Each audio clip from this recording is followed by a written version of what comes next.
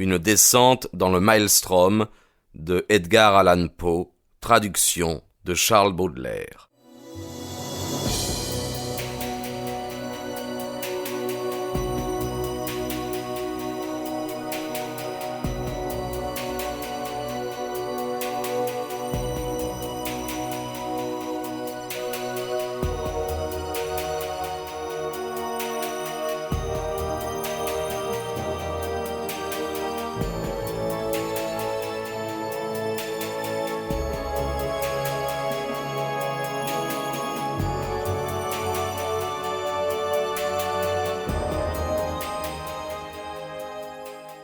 Nous avions atteint le sommet du rocher le plus élevé.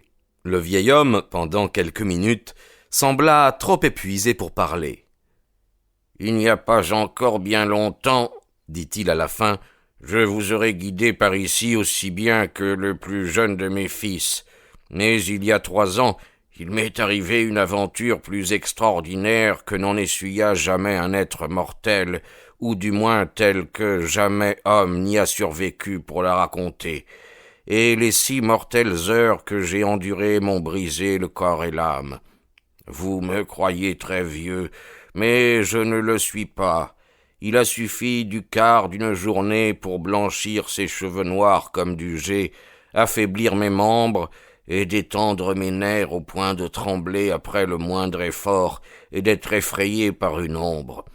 Savez-vous bien que je suis à peine, sans attraper le vertige, regardez au-dessus de ce petit promontoire. » Le petit promontoire, sur le bord duquel il s'était si négligemment jeté pour se reposer, de façon que la partie la plus pesante de son corps surplombait, et qu'il n'était garanti d'une chute que par le point d'appui que prenait son coude sur l'arête extrême et glissante, le petit promontoire s'élevait à 15 ou 1600 pieds environ d'un chaos de rochers situé au-dessous de nous, immense précipice de granit luisant et noir.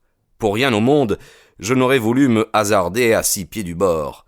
Véritablement, j'étais si profondément agité par la situation périlleuse de mon compagnon que je me laissai tomber tout de mon long, m'accrochant à quelques arbustes voisins, n'osant pas même lever les yeux vers le ciel. Je m'efforçai en vain de me débarrasser de l'idée que la fureur du vent mettait en danger la base même de la montagne.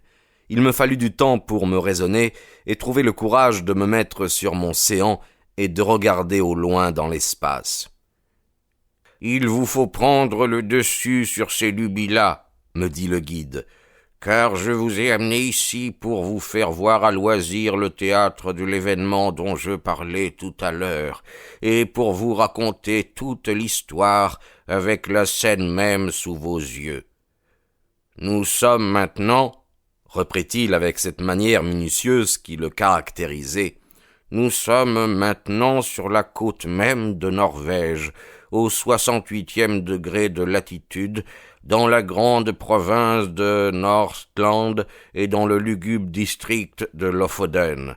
La montagne dont nous occupons le sommet est Elsegen, la nuageuse. Maintenant, levez-vous un peu, approchez-vous au gazon, si vous sentez venir le vertige, c'est cela, et regardez au-delà de cette ceinture de vapeur qui cache la mer à nos pieds. Je regardai vertigineusement, et je vis une vaste étendue de mer, dont la couleur d'encre me rappela tout d'abord le tableau du géographe nubien et sa mer des ténèbres.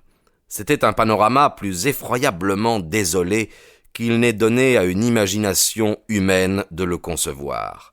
À droite et à gauche, aussi loin que l'œil pouvait atteindre, s'allongeaient comme les remparts du monde, les lignes d'une falaise horriblement noire et surplombante, dont le caractère sombre était puissamment renforcé par le ressac qui montait jusque sur sa crête blanche et lugubre, hurlant et mugissant éternellement. Juste en face du promontoire, sur le sommet duquel nous étions placés, à une distance de 5 ou 6 miles en mer, on apercevait une île qui avait l'air désert, ou plutôt on la devinait au moutonnement énorme des brisants dont elle était enveloppée.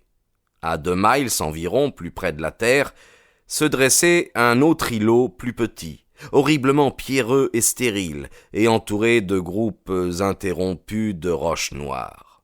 L'aspect de l'océan, dans l'étendue comprise entre le rivage et l'île la plus éloignée, avait quelque chose d'extraordinaire. En ce moment même, il soufflait du côté de la terre une si forte brise qu'un brick tout au large était à la cape avec 2 ris dans sa toile et que sa coque disparaissait quelquefois tout entière. Et pourtant, il n'y avait rien qui ressemblât à une houle régulière, mais seulement, et en dépit du vent, un clapotement d'eau, bref, vif et tracassé dans tous les sens. Très peu d'écume, excepté dans le voisinage. Nous espérons que vous avez apprécié cet aperçu. Pour continuer à écouter ce livre audio sur Google Play Livres, utilisez le lien dans la description de la vidéo.